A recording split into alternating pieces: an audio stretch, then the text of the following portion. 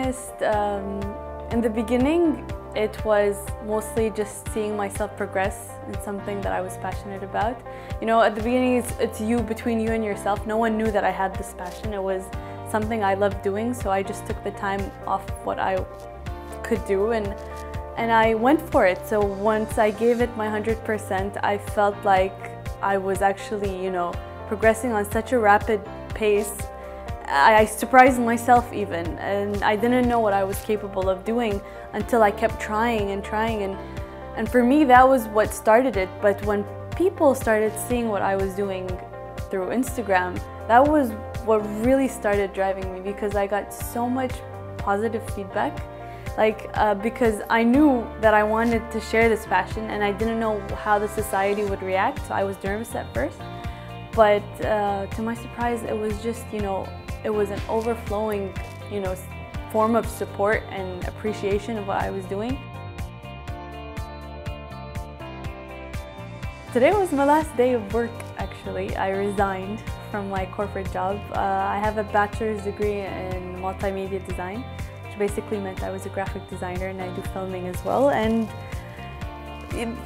people who studied this major would tell you that it's not creative.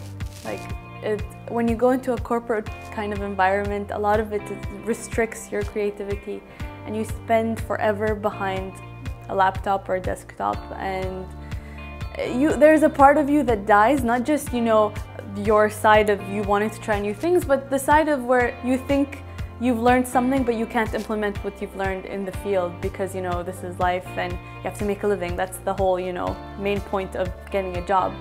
So for me, today is very important. I'm on such a high right now, you know, during this event, because, you know, I got out of my job and now I'm doing something just to follow my passion, and people are recognizing that, and for me that's the best kind of validation, to be honest.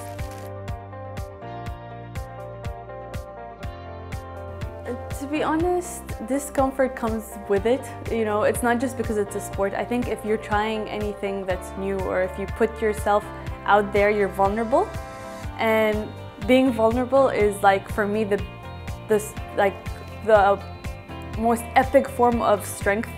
People think it's weakness if you're vulnerable, but when you're so raw, I feel like when you're pushing through it, like for me, the moment you feel you're giving up in a workout and you push through it, that is the most important part. Like, that defines you, kind of. And it's what helped me grow. It's that, you know, point I was like, I can't do this anymore, no, but I'm gonna do it. And that, you know, kind of built my personality somehow. I want people from outside to see that women here are hard workers, and we get things done, and we work just as hard, and we're game changers. So I'm hoping that's what people will say, inshallah.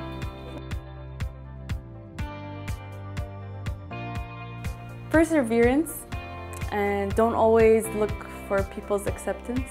I think that's the first thing we look for. Like, we try to get people's acceptance when we haven't accepted what we're doing at first, and I feel like you have to really sit down with yourself and you have to have a conversation with yourself about what your goals are. And I feel when you're genuine and when you're pushing for something, you know, that will not only help you but the overall society. Because I don't believe that we're here to have our own purposes. I feel like all our purposes are interconnected, and I feel like you have to find like how you are interconnected with the world. You're that missing piece, and how are you going to fit in and help others? I don't believe that, you know, we're put here so we can serve ourselves. We're here to serve others. So.